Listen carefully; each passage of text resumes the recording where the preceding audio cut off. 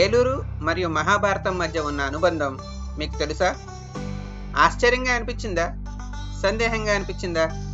అవును, మన ఆంధ్రప్రదేశ్లోని ఏలూరుకి మహాభారతంతో సంబంధం ఉన్న ఒక ఆసక్తికరమైన కథ ఉంది.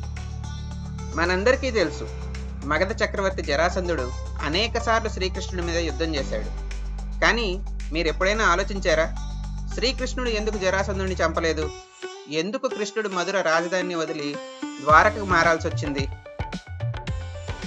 ఇదిగో ఈ ప్రశ్నకు సమాధానమిచ్చే కథ.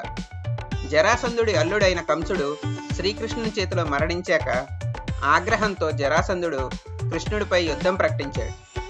అయితే తొలి యుద్ధంలోనే ఓడిపోయాడు. కానీ కృష్ణుడు అతని ప్రాణాలను విడిచిపెట్టాడు. యుద్ధంలో ఓడిపోయిన జరాసంధుడు భయంతో దక్షిణ భారతదేశానికి పారిపోయి అప్పుడు హేరాపురిగా పిలువబడే ఇప్పటి ఏలూరుకి చేరుకున్నాడు. ఏలూరులో తన ప్రాణాలకి భద్రత కలగాలని కోరుకుంటూ శివుణ్ణి ప్రసన్నం చేసుకోవడానికి కఠోర తపస్సు చేశాడు. జరాసంధుని దీక్షను చూసిన పరమశివుడు మెచ్చి ఒక వరం ఇచ్చాడు, నీ మరణం శ్రీకృష్ణుని చేతుల్లో ఉండదు అని. ఈ వరంతో ధైర్యం తెచ్చుకున్న జరాసంధుడు తిరిగి శ్రీకృష్ణుడిపై పలుమార్లు యుద్ధం చేసేందుకు వచ్చాడు. కానీ శ్రీకృష్ణుడు తన శక్తిని ఉపయోగించి జరాసంధుడిని చంపలేదు. కారణం మహాశివుని యొక్క వరానికి బద్ధుడై ఉండటం. అందుకే జరాసంధుని మరణం భీముడి చేతుల ద్వారా జరిగింది. అది కూడా శ్రీకృష్ణుని ప్రణాళిక ప్రకారమే జరిగింది. ఈ కథకు గుర్తుగా జరాసంధుడు తపస్సు చేసిన స్థలం ఏలూరులో ఉన్నట్లు చెప్తారు.